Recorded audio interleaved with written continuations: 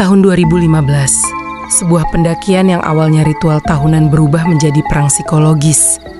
Satria, seorang pendaki berpengalaman namun skeptis, memimpin 3 rekannya, Bram, Aris, dan Danu.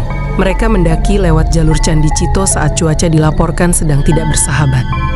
Satria tidak percaya pada mitos pasar Dieng atau larangan memakai baju warna tertentu. Baginya, gunung hanyalah tumpukan batu dan tanah. Namun, Lau punya cara sendiri untuk memperkenalkan dirinya. Saat mereka mencapai pos 4, langit yang tadinya jingga mendadak mati. Bukan mendung biasa, melainkan kabut yang pekat, hitam, dan berbau seperti besi berkarat. Kabut itu menelan jarak pandang hingga hanya tersisa 30 cm.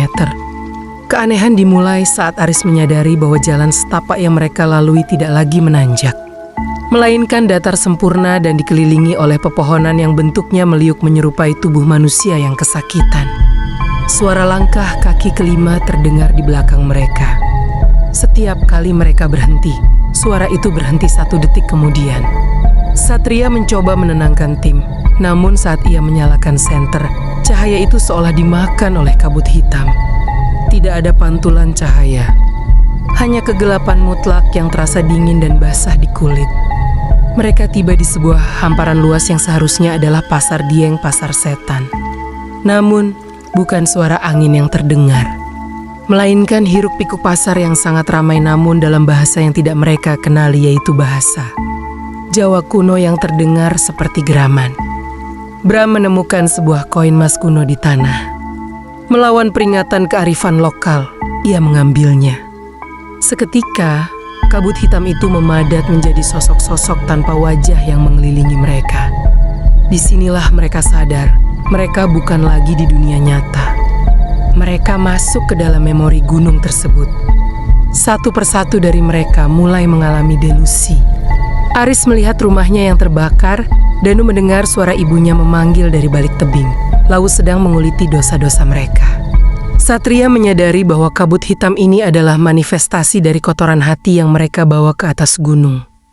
Dalam puncaknya, mereka bertemu dengan sosok penjaga yang tidak berbentuk, hanya sepasang mata merah di tengah kabut pekat.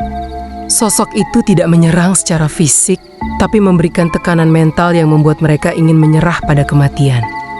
Untuk keluar, mereka harus melepaskan semua beban baik fisik maupun ego.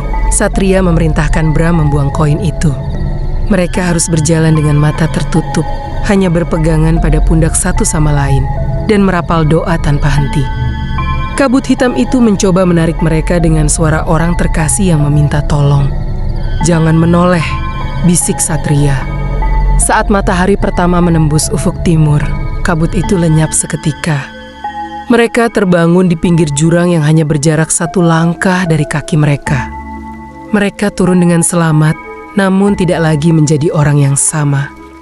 Kabut hitam Lau bukanlah sekadar fenomena alam, melainkan pengingat bahwa manusia hanyalah tamu kecil di rumah yang sangat tua.